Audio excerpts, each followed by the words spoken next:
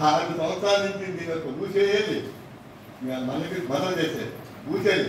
అలాంటి మన కృష్ణా జిల్లా కలెక్టర్ బాలాజీ గారు వచ్చిన తర్వాత నాయన ఎక్కడున్నారు సీనియర్ సిటిజన్స్ అని చెప్పి పిలిచి ఒక అక్కడ కమిటీ జిల్లా కమిటీలో అనుకోవడం మెంబర్గా వేసుకుని అక్కడ చేసినటువంటి మా సెలార్ గారు ఆర్డీఓ సెలార్ గారు ఇదంతా మేమంతా కలిసి అక్కడ ఈ సంఘానికి జిల్లాకి వయోవృత్తికి దారి చూపిద్దామనేటువంటి ఒక సత్సంకల్పంతో మేము ముందుకు వచ్చారని చెప్పి మనం చెప్పుకుంటూ మరి ఆ బాలాజీ గారు ఇచ్చినటువంటి ఇన్స్ట్రక్షన్స్ ఆ రోజు చెప్పా అయ్యా 5 సంవత్సరాలు నిద్రపోయాం, మేము నిద్రపోయాం, సంఘం యాక్టివ్ నిద్రపోయిందని చెప్పంటే ఆయన నవ్వేందుకు మొత్తానికి రెవెన్యూ మీటింగ్స్ అంటూ లేకుండానే అలాగే న్యాయ సేవా సంఘం అనేటువంటి నేను బంధుమిలి ఈ కార్యక్రమాలన్నీ కూడా నేను 2015 నుంచి నేను స్టార్ట్ చేశాను.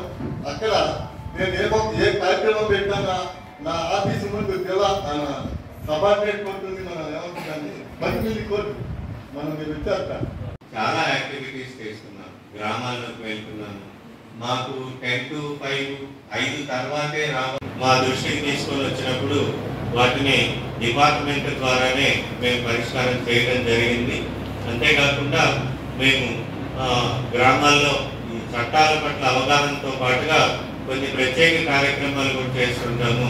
వాటిల్లో మీరు డిజేబుల్డ్ వెల్ఫేర్ డిపార్ట్మెంట్ కూడా బాగా కాబట్టి మీరు అన్నట్టుగా ఈ వినికిడి పరికరాలే కాదు, డిజేబుల్డ్ చిల్డ్రన్ వాళ్ళకి ఇటీవలే మేము మా గౌరవ జిల్లా ప్రధాన న్యాయమూర్తి గారి చేతుల మీదుగా ఒక 20 మంది వరకు వాళ్ళకి సిపి చైర్స్ అంటారు. అంటే ఈ మనిషి నిలకడగా ఉండలేడు మన శరీరావయాలు, అటువంటి వాళ్ళకు అవసరమైన చైర్స్ మనం గవర్నమెంట్ నుంచి తెప్పించి ఇవ్వడం, వినికిడి పరికరాలు, చదువుకునే పిల్లలకి ల్యాప్టాప్స్, ఈ బ్లైండ్ పిల్లలకి కావాల్సినవి కానీ ఈ కళ్ళద్దాలు కానీ ఇలా వాళ్ళకి కావాల్సిన ఇంప్లిమెంట్స్ ఏమైతే ఉంటాయో వాటన్నింటినీ మనం జిల్లా న్యాయ సేవాధికార సంస్థ తరఫు నుంచి వాళ్ళతో కరెస్పాండ్ చేసి తెప్పించి బెనిఫిషరీకి ఇప్పించడం జరిగింది.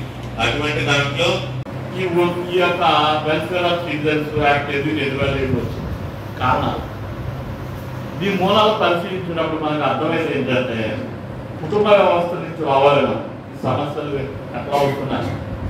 ఇంతకుముందు మీరు 2 రకాలైన ఇంతకుముందు చూసినట్లయితే మనకి జాయింట్ ఫ్యామిలీ ఉండేది, ఉమ్మడి కుటుంబ వ్యవస్థ ఉండేది.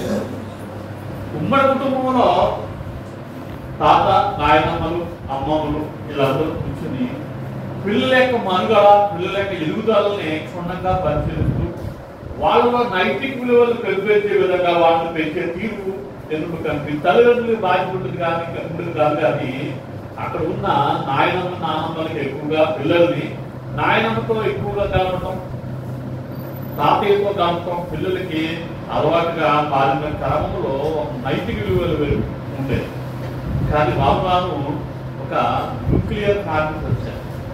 మేమిద్దరు, మాకిద్దరు, వీఆర్ 4 no more అని ఒక రకమైన దౌర్భాగ్యమైన ఆలోచన విధానం, తర్వాత ఉద్యోగాలు, పరిమితులు ఎదుర్కొనడం వల్ల కుటుంబంలో ఉన్న విలువల్ని, సమానతాన్ని గౌరవించడం మర్చిపోవడం జరిగింది.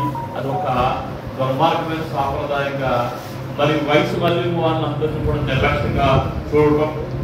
తర్వాత అసలు వయసు చేత వృద్ధులైన వాళ్ళ కంటే మనసు చేత వృద్ధులైనమే దౌర్భాగ్యం.